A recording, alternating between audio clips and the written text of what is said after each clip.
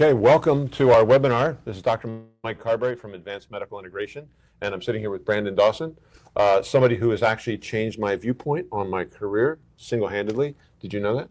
I didn't know that. You did. I'm going to tell the story right now. So all right, go for it. So I've had this drive. I was injured when I was 25 years old, temporarily paralyzed, major injury, put on medication, and found relief through chiropractic. And my drive was to get chiropractic to the world. And so I opened up a practice, went back to school, became a chiropractor, opened up a practice, had a very large chiropractic practice doing 700 visits a week. And I realized that wasn't going to change how chiropractic was accepted by the community. And I started trying to think, how could I do it? How could I do it? How could I do it? I thought teaching other people the model was going to do it. And I thought, well, yeah, that might change it, but maybe not in my lifetime. But when I met you, and you already changed audiology, and you started explaining to me how you boomed audiology by yourself, I immediately went, this guy could help me change healthcare. You could help me reach the goal that I thought I'd never see in my lifetime. That's true. And that's why that started a great relationship. 2 years later, we are sitting here, business partners, right? Business partners, and yeah. Changing healthcare. So I want, if you haven't heard Brandon speak, I want you to hear him speak, because his viewpoint on business and how to advance an idea, how to actually change an industry, disrupt an industry with a better model, which is what we're all trying to do. He's got it codified, and we're going to hit him with the top 5 friction points that our clients have in trying to expand their business. Because here's my thought. My thought is, if we're going to change healthcare, we have to have doctors using our model and booming with it, being so wildly successful that everybody else wants to do it. And that will get patients well. Patients will demand it, doctors will demand it, and that will disrupt the industry. So, well, I'm excited to be on this webinar with you. I'm Brandon Dawson. My expertise is in taking independently owned businesses and bringing the structure and the strategy and the leadership to help those businesses grow, scale, and create enormous value, not only individually, but collectively. And I am a partner to Grant Cardone at Cardone Ventures. And we partnered with AMI in order to bring the millions of dollars of resources that we've developed over the years, from technology, from business principles and strategies, to partner with AMI in order to help all of your clients grow, scale, and maximize value within their markets. So it's those principles and values of business that we were lacking as doctors to really grow and to do this. So let's talk about a couple interesting stats, though, because I think this is important. I've been in the medical space mostly my whole life, along with all the other spaces I work in. And I think it's important to understand that everyone, 70%, this goes to Michael Gerber's work, 70% of all businesses were started from a technician who is passionate about doing something. Well, physician-owned or doctor-owned businesses are no different. And what happens is you become really good at what you do, and then the process of trying to get bigger and have more people help you do it is not actually your expertise. That's right. And so some interesting stats to think about. 31.5 million businesses in the United States. 25 million of those businesses, small to mid-sized businesses, 25 million of those businesses have one employee, the founder. 5.3 million of those businesses have between 2 and 15 employees. And 630,000 of those businesses have more than 15 employees. So we already know the hardest part to build anything is building a team that can support the mission. Right. And here's another interesting stat. 2/3 of businesses fail within the first 5 years. And the 3 reasons they claim they fail is there's no demand for their product or service, which why would you start a business? They can't hire great people to help them build the business. And no institution or individual give them financing or access to capital. If you really think about that, and Grant talks about this, the real reason the businesses fail is you can't sell. If you can't sell your products or services, if you can't sell anybody on joining you because you can't sell your own products and services so they can't share in a vision, and if you can't get people to give you capital because you can't sell your concept, right, you can't sell. So when you think about most professional businesses, especially medically based businesses, you did not get in the business to sell, you got in the business to help.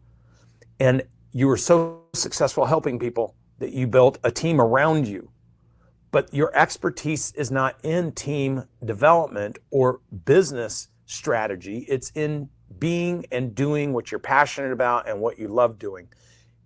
Thank God you've been successful enough to create a business around that, but now ask yourself the question, if you just got a little better at developing a team, having a bigger strategy, having more structure, having more education in the business principles, how much bigger and better and more substantive could you be, and how much more could you pursue your mission? Right.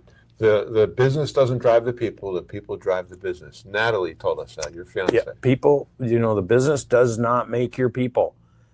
Ultimately, once you're excellent at what you do, so let's assume that we all agree that you must be excellent or remarkable at what you do. Now, everything in your business is going to be centered around who you do it with and how you do it, because those will be the things that break your business. And in fact, you have the 5 largest constraints to growth that your clients have been expressing to you, which we're going to be talking about on this webinar. Right. So AMI in itself is an expansion of the business. And when you expand a business, you pointed this out to us very, very clearly when I first met you. There's different friction points at different levels. As you get bigger, they change, right? Yep. So our clients have, we've compiled 5 friction points that our clients struggle with, and especially on the heels of COVID-19. Yeah. How do you handle these things? So let's talk about the first one right now. You ready for it? Yeah, before we do that, let's say that I think it's important for the people watching this to understand that Cardone Ventures and AMI partnered to bring exceptional strategy and infrastructure and technology to helping those businesses that work with AMI grow, scale, and dominate within their marketplace, and then have a platform to expand off of. We have spent the last 9 months working with a whole bunch of businesses to understand exactly what makes them work, and we delivered those plans back to about 25 businesses in the last month. And we've been working with those businesses very closely for the last 5 or 6 months. Some of them are seeing the single largest growth trajectory than they've ever been on, even with COVID. So what's important to understand is understanding what works, knowing how to get your team to do it, and then executing flawlessly on those strategies. There is the biggest opportunity ever in business right now, because half of your competitors are either shut down or thinking of getting out or not certain what to do, which leaves the other half of the market wide open. Exactly.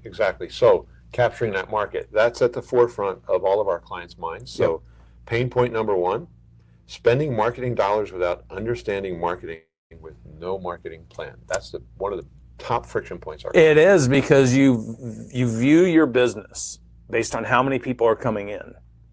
But there's actually 3 cycles of business. You have flow, conversion, and retention. When you create great retention with the people you're already working with, that creates a lot more flow. So as a business matures, so if you're starting up day 1, you got to create flow. As you convert that business into a client or a patient, the lifetime value of that relationship is what retention is. How often do they come back? How much time do they spend with you? Well, the reason this is important is the more people that have a great experience when they experience you, that then become a client for life, or customer, or a patient for life, depending on the kind of business you're in, they will be your local representation to the community to either advance your message in marketing and advertising, or they will be the ones to diminish it. Right. Because if their experience isn't remarkable, and if they're not posting reviews, and if they're not out being an advocate of you, then the question is, who is? And the answer is, if you're spending a lot of money in marketing trying to be your own advocate, but you're not as focused on making sure every person that experiences you to promote as an advocate your business, you're struggling. Right. So you got to get new ones in. My wife and I have always said this: every problem we've ever encountered in life could be solved with new patients. 100%. Right? So what they're struggling with is, how do you spend this without a plan? How do you create this plan to get that flow started? It's every single business owner in almost any industry I've worked in has this same struggle. Because you think of marketing as a thing. Really, you have marketing strategy, you have marketing execution, you have branding, you have advertising. Like, you got marketing is broken down into a multitude of things. And if any of those things are out of alignment, everything's out of alignment.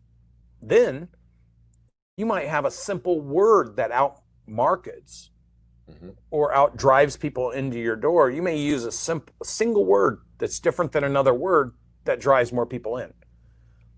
But the issue is marketing operations. When people do pick up the phone and call, when they do come into your business, if your systems don't support your message, then they don't believe your message.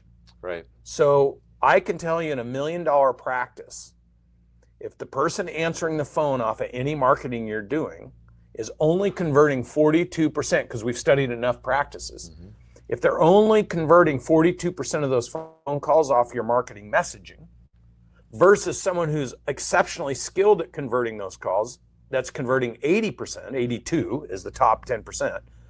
That delta between 42 and 82 is like almost $300,000 of revenue to $1 million practice. So if the conversion's poor on answering the phone and greeting people, you'll blame marketing when it's really operations. Right, right. So you need data. You need data to see where the outpoints are, and then you need a plan and a system to have that corrected so that that person answering the phone gets that rate higher. And most people just keep pounding on the same thing, or they go hire the same agency that everybody that does what you're doing uses. That agency will just take keywords off of everybody else's website. They'll build you a website. They'll start promoting and doing direct mail and start doing your digital ads. And to the consumer, everything looks, sounds, and reads the same as every one of your competitors. Right. It's interesting you point out that when these companies that our clients hire try to do marketing, they're taking data from around and they're just guessing at it. And one of the things that I really love that you brought to the table that you're doing with our top practices that have launched with us, gathering data collectively so we know actually what works. We know how to fix the problems. We know what the problems actually are. So that's yeah. I mean, most business owners. We just ran this this 2-day program, our 10x360 program we do with a lot of your clients that come through to break their business down. We have a role play we do where because everyone always says they struggle with getting their message out, getting great responses from the marketing they're doing, hiring great people to come in and support them. So we do this 30-second drill where I tell them, you have 30 seconds. I'm a perfect target for either an employee or a client. You got 30 seconds. Give me the reason I absolutely want to come work with you. And they go, and I go, there's your problem right there. If you can't articulate the value proposition, you can't articulate your unique contribution to somebody else, and you can't identify within your practice's results how to exemplify that, then what you do is what everybody else does. You talk about the what you do, and everyone talks about the what you do. What you need to talk about is the why you do it and the impact you want to create for those people you serve. That's more important than the what. Exactly, because you're reaching people into their heart and interesting them in what interests themselves. And we're interested in their problem than what you do. So you got to know what they need, and that's this is what we help. This is why so many of your businesses that are working with us collectively now, with all the resources we built, once we fine tune that, they're having huge success. So marketing isn't what you're saying about what you do. Marketing is how, who, and the result of your passion that you bring to change other people's lives. And when you can message that, you'll attract people that will appreciate you. But if you're just preaching what you do, it's just noise. That's right. That's exactly right. So a lot of what we do to help people, to touch them, is regenerative medicine, which is not covered by insurance. So one of the pain points that our clients have is selling large cash plans. And not only just that, That's the second pain point. Yes. Is when they do see their customers or clients or patients. And I use that term because I work with so many businesses. I forget sometimes, am I talking to a medical practice or am I talking to a law firm? So when you're the whole cycle of what we would call the patient-centric cycle. When the patient comes in and all of a sudden they've got an issue and you lay out the treatment plan, accepting that treatment plan in a way that works for them and works for you is what they're saying they struggle with. Yes. Getting patients to accept it. Yes. Now, I know part of the answer to that, because I've heard you say it many times, is price is only an issue in the absence of value. And you have to create that value. And you have to appeal to people based on what they're looking for. And you had another brilliant idea that we started implementing, and that is having plans that are based on their lifestyle. Somebody who just wants to be able to go get their mail and shop is not the guy who wants to go out and play tennis at 80 years old. You know, here's the thing, what I find most businesses, they get really good at the thing they do. The thing again. Who they do it with, how they do it, and what their bigger mission is. And what happens is people tend to get stuck treating everybody like this is the process.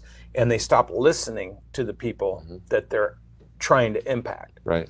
So I always like to ask a question, and I've run ENT, otology, allergy, dental, oral surgeon, audiology, a multitude of medically based practices in management companies.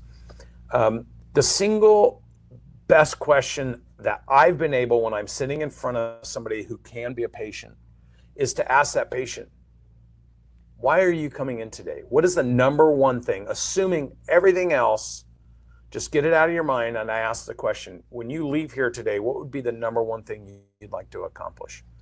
And when I ask that and people tell me, I'm like, if we could accomplish that for you, would you want to move forward? I do that in the first 30 seconds of the conversation. Yeah. And so consequently, in the audiology space, the average provider was doing $280,000 a year in revenue, and there wasn't anyone doing more than $750,000. Fast forward 3 or 4 years later, we had 100 providers doing between $1 million and $2 million in revenue on their own, because all the other conversations that were pushing people away went away, and the conversations of drawing them in allowed the patient to say, I'm here because I have something I'd like to solve. And now the question is, will they trust you based on the approach you take to show them that you can solve that problem? What's interesting to me about your background with audiology is, and Audigy, your company Audigy, you were selling hearing aids. You had your clients selling hearing aids that were not covered by insurance. It was 80% private pay. 80% private pay. So, although there was an insurance option. Yeah. But you know what insurance gives you? The lack of choice.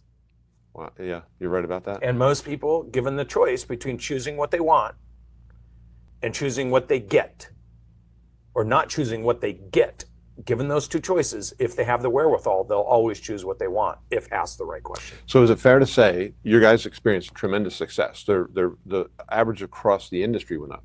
We outperformed the peer group 3.5 to 15 times per market. Is it safe to say the reason they were able to do that is because they could sell these hearing aids for cash?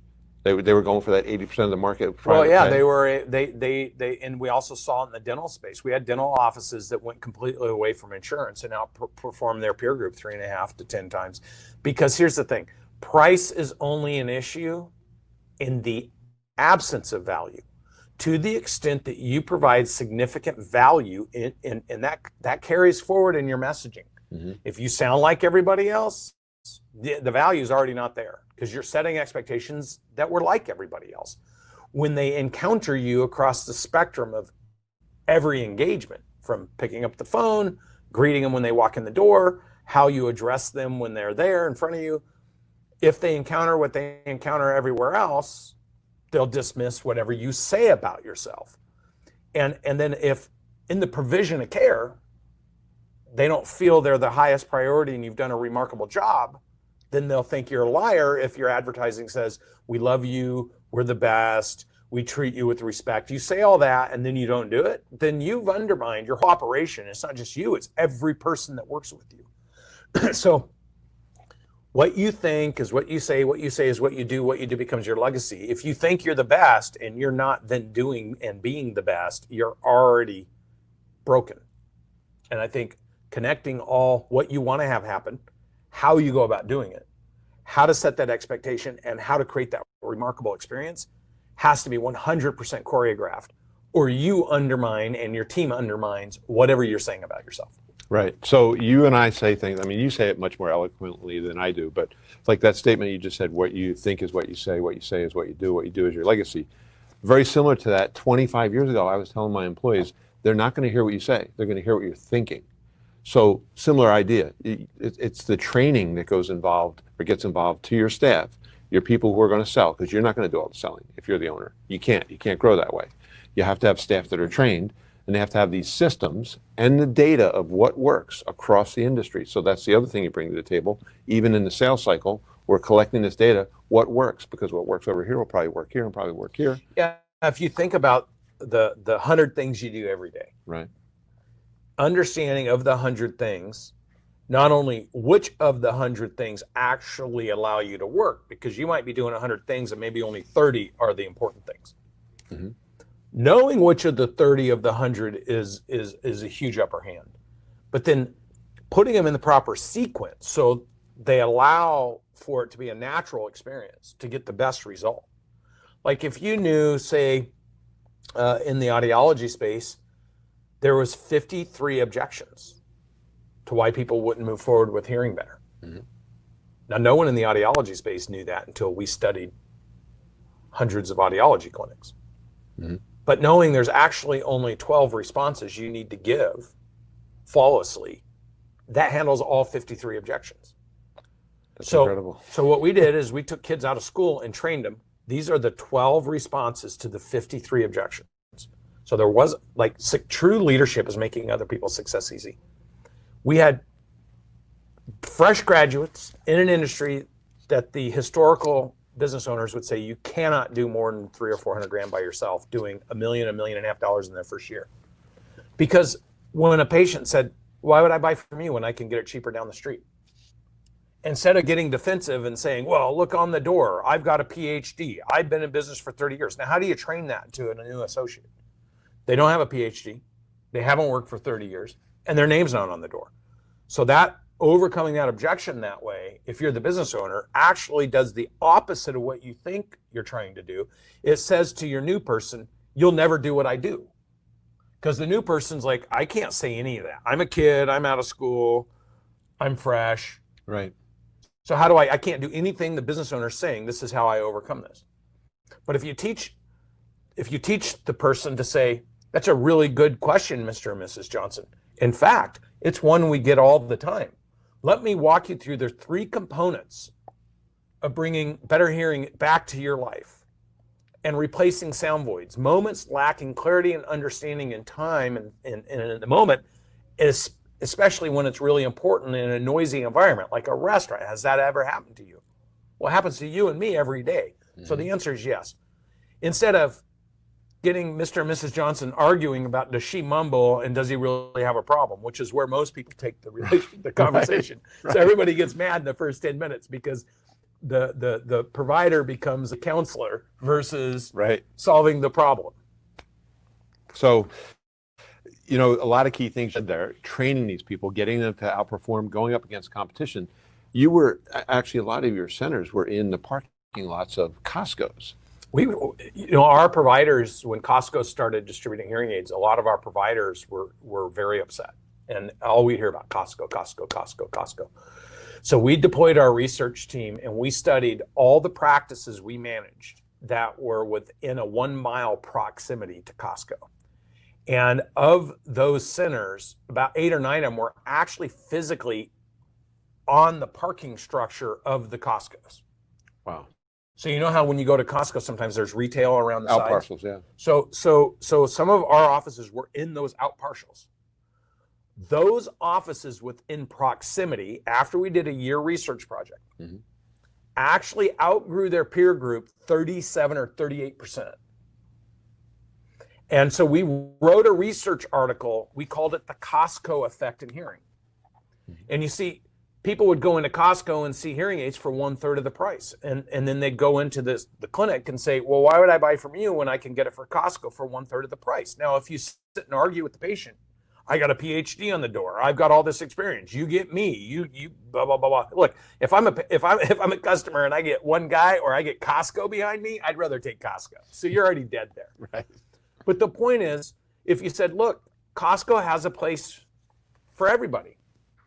And if the only thing you're concerned about is the cost of the product, then you should buy it from Costco.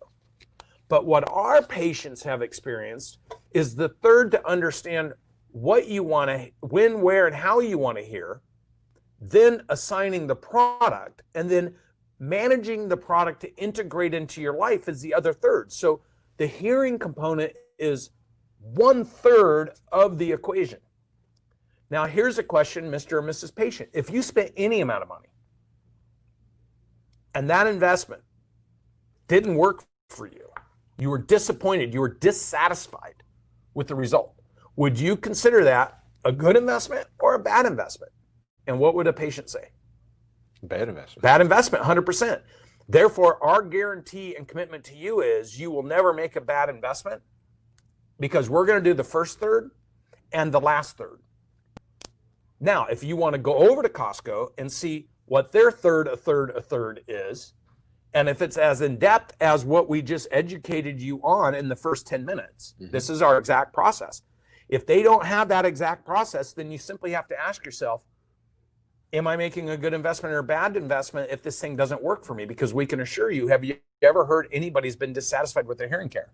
Yeah, absolutely. And here's studies that show people that are dissatisfied.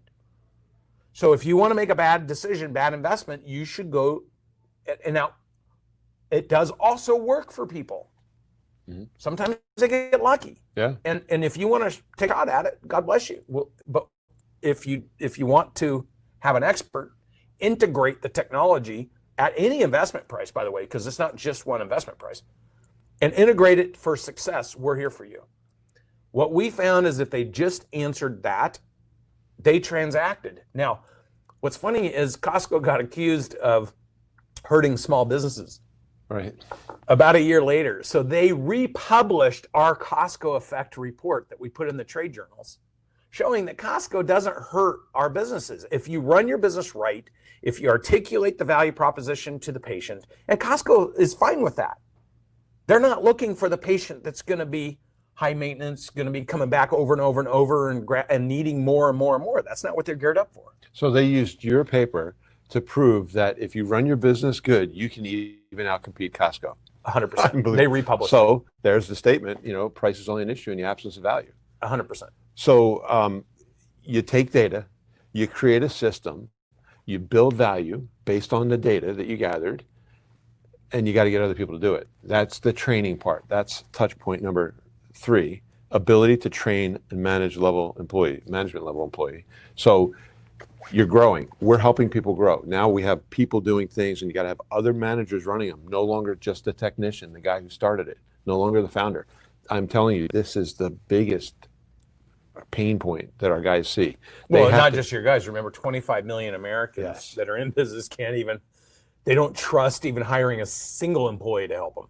Right. And then 5.3 million businesses have between 2 and 15. So they're able to throw some people at it and make it work. But that's the tipping point, because if you think about it, only 600,000 businesses go over 15. What is that? 15 employees. What does that tell you?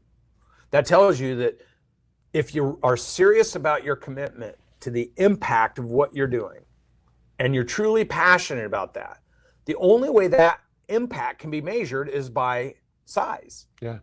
And if you're trapped at 1, 2, 3, 4, 5 employees, you're not big. Even at 15, you're not big. You're still considered a micro business. Right. So how do you become big?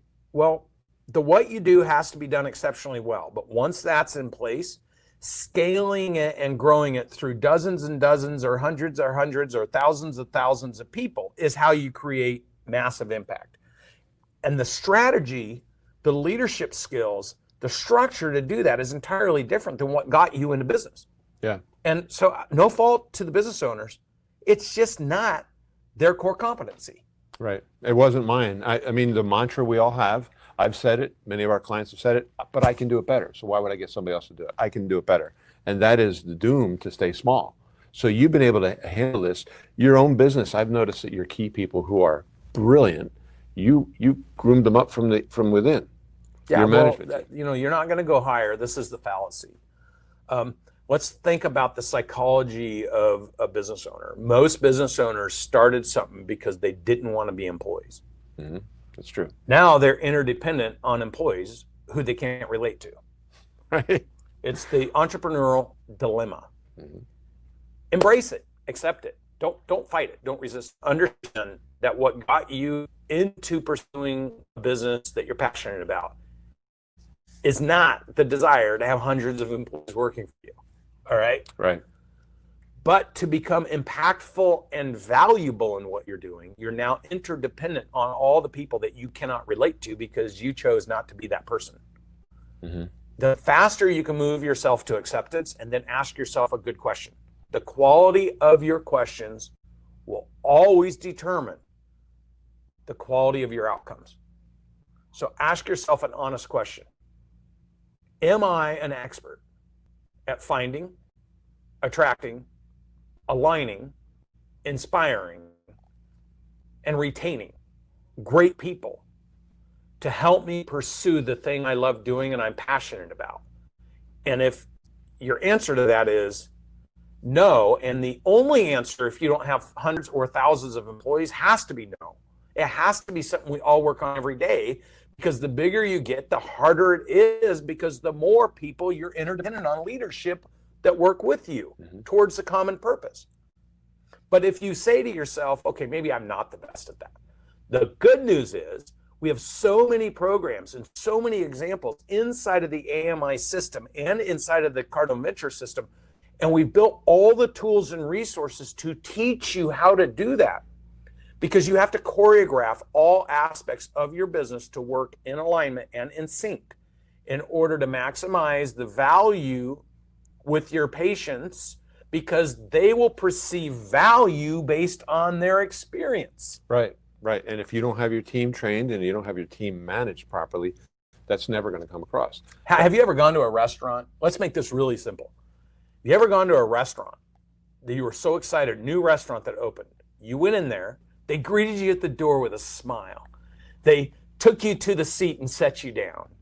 The chef came out and introduced himself.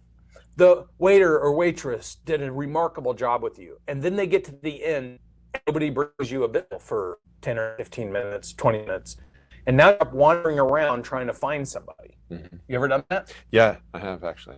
And it robs the experience. It robs the experience. But now you're like, okay, maybe I'll forgive them. So I'll go back the next time. Now what happens the next time you come back thinking, I hope they're good with the bill this time, and the person doesn't greet you at the door, and they leave you at the door for 15 minutes. Then what do you say to yourself? Okay, they're not consistent. This is not as good as I thought it was. Have you ever been to a restaurant where the experience was amazing, the food was great, and you went back and the food wasn't good? Yeah, that's not good either. Okay, all I want everyone watching this to ask themselves, and the more honest you are, then the better quality question you ask yourself. Is your experience remarkable all the time? Is it consistent across the spectrum of everything you do? And do the people you serve align with that and believe it's great for them? And if you don't know the answer to that singular question, then you need a partner in AMI, because this is what we bring to your experience that you're already committed to providing to your patients, but you're just not able to do it big enough because you technically, no one's worked with you, trained you, or shown you how to do it. It is true. The businesses that make it really big put a tremendous emphasis on getting training for their employees, so that Michael Gerber said it perfectly, ordinary people performing in extraordinary ways. And that's what we're trying to do, and that's what you bring to the table as well. It's really hard to do when you're trying to do that for one patient at a time. You're carrying the weight of the whole business on your back.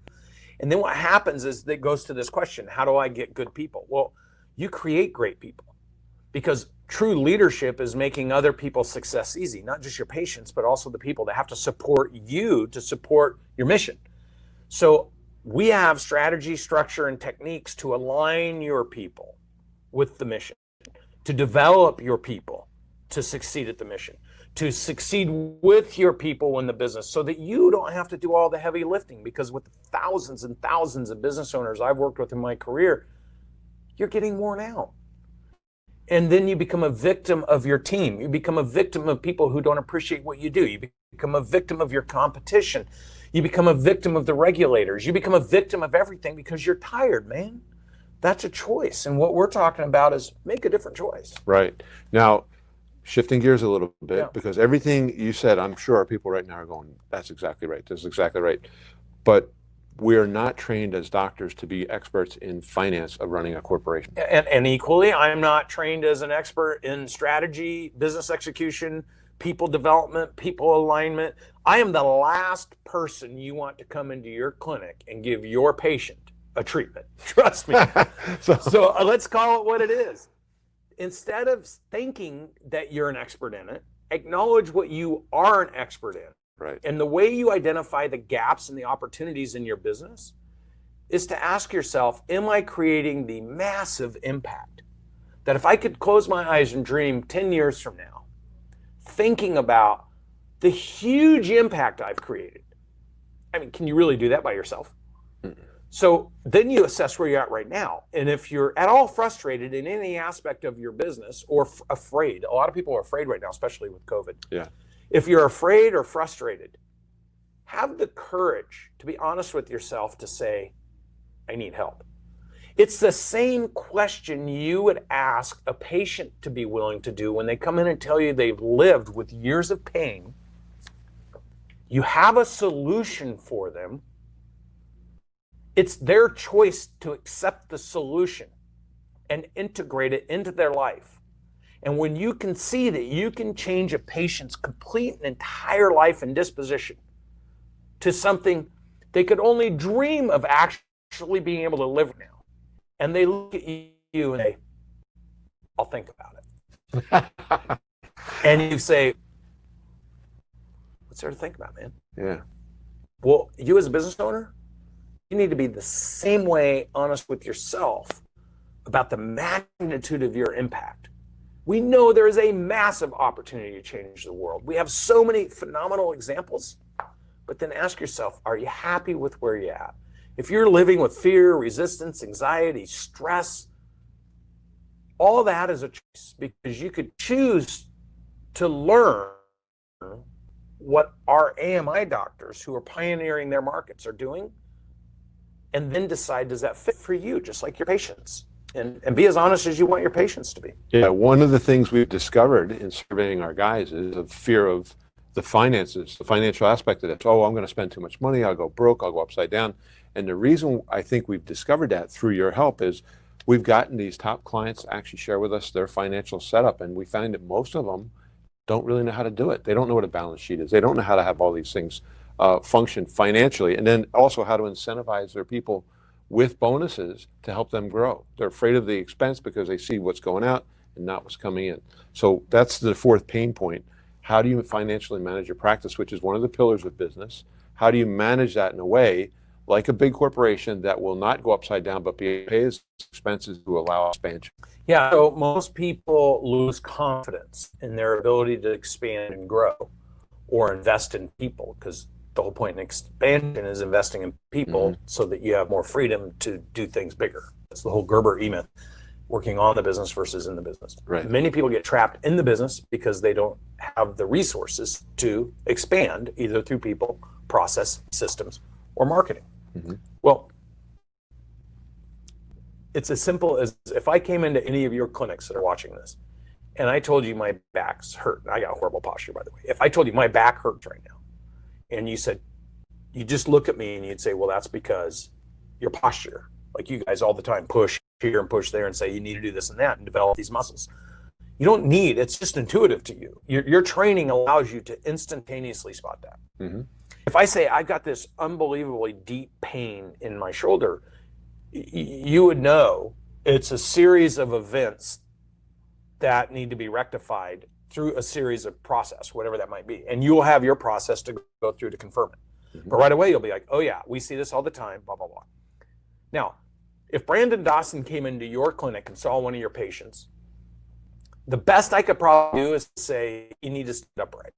Like, and the last person you want to give an injection or an adjustment to your patients would be me. Well, the same is true for your finances. If it is not your expertise, if it is not in your wheelhouse, and if you do not have an expert that's looking across the spectrum, think about it. You didn't learn what you learned about chiropractic or about regenerative or about anything you're an expert in if you only did it once. So for all of you that are experimenting, doing a lot of one-off things that struggle with that, and then you go hire one-off people who are working independently and don't do thousands of what you're doing every day, you get so much misinformation and poor execution because it doesn't sync. And the strategy that we've created with your businesses is all the recommendations are based on every aspect of best practice that we can identify in all elements of your business. Mm-hmm. I use the Dancing with the Stars analogy. When my daughters have the first show on, I don't need to ask them who's the expert and who's the star. Like you can see it. But if I only watch the last show, I have to say who's the expert and who's the star because they all look so remarkable. Now, how many people were involved with that evolution of success? It's not just their dance partner. It's a strength coach. It's a dietitian. It's a makeup artist. It's a stylist. Yeah. It's a somebody keeping their psychology together. A coach making sure they understand, even though it is hard and you're struggling, you got to break through. It's when you're done adding all those people up, it's like 15 different people that allow you to make it to the last show. Now, here's 2 questions. Pretend those 15 people never worked together and they weren't working on getting you on the last show. Like, it'd be so much random stuff. You'd have to figure out where you're going. Right. This is the #1 chief complaint for a business owner. I have all these inputs of data, but I don't know what to do with it. Therefore, I do nothing or I take the wrong action. Now, imagine if all those 14 or 15 people were all working together for years, for 28 years of Dancing with the Stars. They've run hundreds and hundreds and hundreds. They know they're sequencing a human being to make it to the last show. They already know what they're trying to accomplish and how they need to interfunctionally work together as a team to get you on the last show. Now you need the talent. My question to you is, if your customers or your patients encounter you, are they watching the first show or the last show? And then, if you're uncertain, what team are you going to have to build your protective elements around your business in order to get all your patients and your team on the last show winning? And if you don't know the answer to that, then I don't know where else to look, because that's what we do and that's what we're providing to all the AMA doctors we're working with. So a lot of what you said has handled, and we're at the last pain point now, and it's already handled it, but I do want you to touch on it, because just understanding these breakpoints, you explained to us when you first met us, Colleen and I, that businesses have different breakpoints. A business that does 300,000 is going to have certain things that hold it back. When you break through that, now you're going to run into different ones at $1 million, and then different ones at 3 million, 5 million, 10 million, 20 million, and so forth. Our clients a lot of times think, I start to grow and I hit a pain point and it goes back down, and I start to grow and they think it's just that one thing.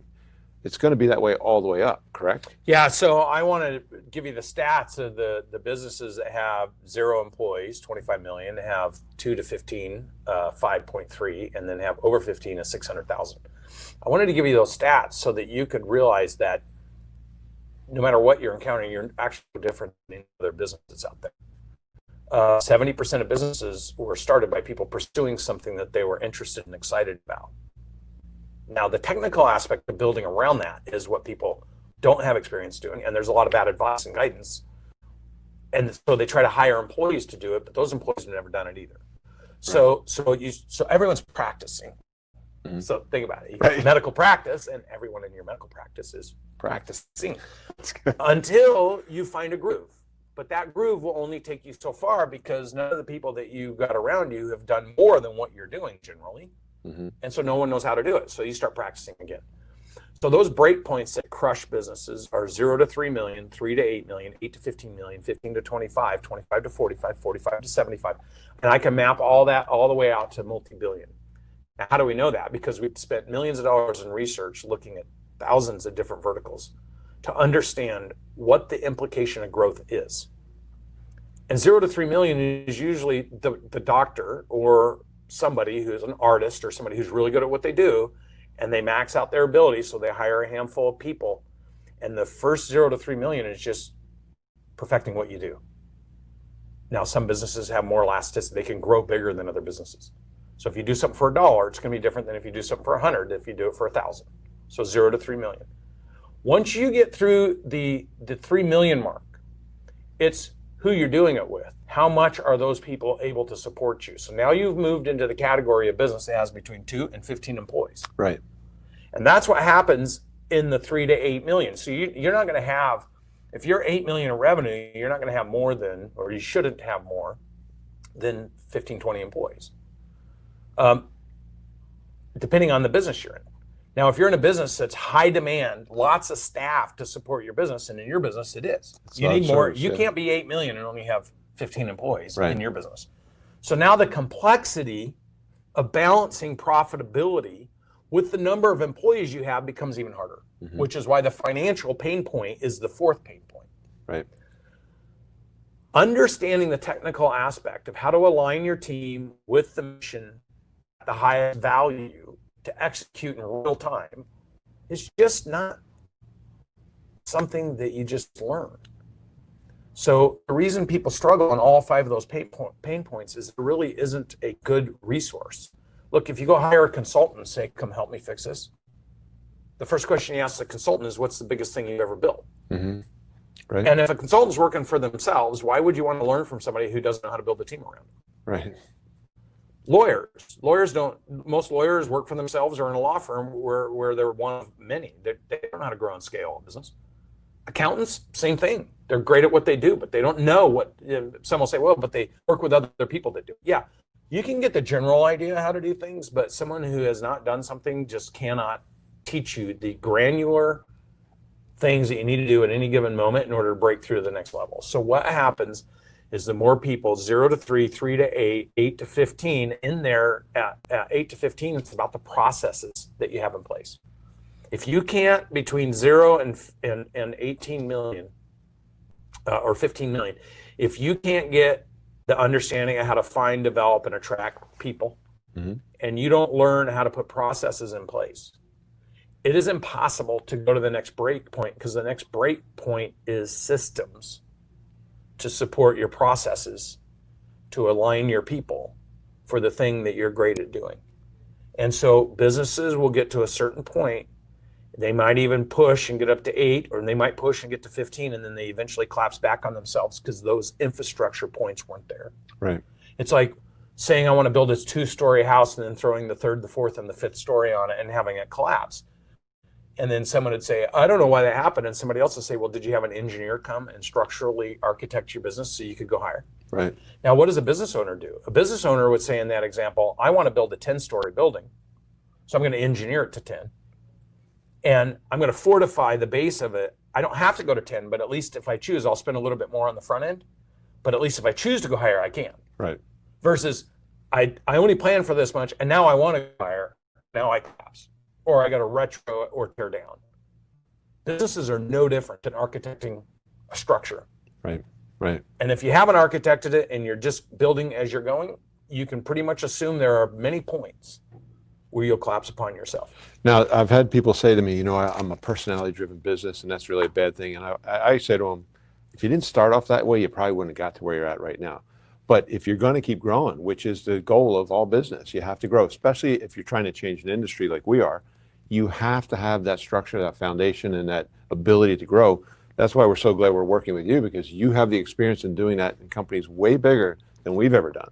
I've worked with thousands of business owners, and anybody that says I'm a personality-based business, the minute I hear that, I recognize they don't actually understand what a business is. Okay. There's no such thing as a personality-based business. Let me give you a single example. Let's say that one of the most world's famous chefs opened a restaurant in your market. Would you agree that if this was a world famous chef, somehow decided they want to live in whatever city you're in, and the whole city's abuzz about this remarkable chef, world famous, opening a restaurant, retiring in your community, but still loves cooking, opening a restaurant in your market, would you agree that would be a personality-driven brand? Yeah, I would say that is. So would that chef say, I'm unique because what makes me succeed is I'm known for my personality, and that's what my business is built on? Yeah, I would think so. Right? And what if the service was crappy? And it ruins the food. What if the environment is dirty? Same thing. What if the intellectual arrogance with being the best of anything did not allow you to see that despite being the best, despite having a bold personality, The ignorance and arrogance of thinking that's really what you're about, trapping you into not acknowledging that if all the experience that people have with you actually undermines your personality of being the best and the greatest, because people will think maybe you're great personally, but you're a crappy business owner. And therefore they will lose confidence in you. Right. Your team will lose confidence in you. But because of the high arrogance or ignorance, and I don't mean this as you're a bad person, I'm just saying that you're like, oh, my business is so unique, it's all personality driven. No, it isn't. At some point, if it's not process driven, if it's not people driven, then your impact stays small. And if you really think you're great at something, you cannot be great. You cannot make the claim you're great at anything if the impact of what you're doing is smaller than somebody else. Yeah. So ask yourself the right question. If I'm truly great at what I do, why is my impact not felt at a higher level of magnitude? Right. And if you ask that question and then say, but I want my impact to be that big, then understand you need to do something different. Think differently, do differently to be different. Mm-hmm. Steve Jobs and Steve Wozniak started off building computers in their garage, and if they thought that way, they'd still be building computers all by in their themselves, garage. and then they That's would right. be using the excuse. On personality. Yeah. Apple's about my personality. Well, I think everyone would know Apple would not be where it is today. Now, was it Jobs' personality that pushed Apple? Absolutely. Did he prove that when they almost went under without him and then he came back and did what he did? Absolutely. But he also recognized that he needed to do different things, because what he was doing in his first iteration of himself with Apple and how he engaged with people. You know what happened with him is he had to engage with people. He had a board of directors. He had investors. Mm-hmm. He had to answer to other people, that he had to go outside of himself to contribute and get contribution back in order to grow and scale. And that was a challenge for him, so they booted his ass out. And so he learned, if I want something different, I need to be different in order to do the things I really want to do. And so what I would say to anybody watching this is, if you're really honest with yourself and you say, I have the desire, I have the passion to create a bigger, more substantive impact in what I do with the people I do it with. The only way you can do that is to bring your team along with you and align them and execute together and create an experience that's replicatable, duplicatable across all you do, or the things that you aren't paying attention to that don't do that actually undermine you. And you can think you're the best, but if your flow, conversion, retention isn't going up every single year with people who are so inspired to work with you because you could change their life, then you really need to ask yourself, am I the best? And if the answer to that is, am I the best at everything? Not just the thing I do, but who I do it with, how I do it, and the experience we create. And if you're uncertain in any way of that, join us. Just plug in and figure out what you can do to educate yourself, because we have businesses that are doing tens of millions of dollars in markets where their competitors are doing 800,000 and struggling. So It's a choice. Yeah. So the reason we partnered with Cardone Ventures is because they bring this technology, they bring this knowledge and this data to our world. What we do is very good for health, for humanity, and it should be impactful. We need to expand. The only way we're going to make a bigger impact is to expand and deliver this to more people, and we can't do it without systems like Brandon brings to the table. I'm really glad you're part of our team. We love being here. Hey, you know what, Mike? Honestly, we're going to create, all we're looking for here are forward-thinking thought leaders who are inspired to create a massive impact and who recognize that we're better and stronger together than apart.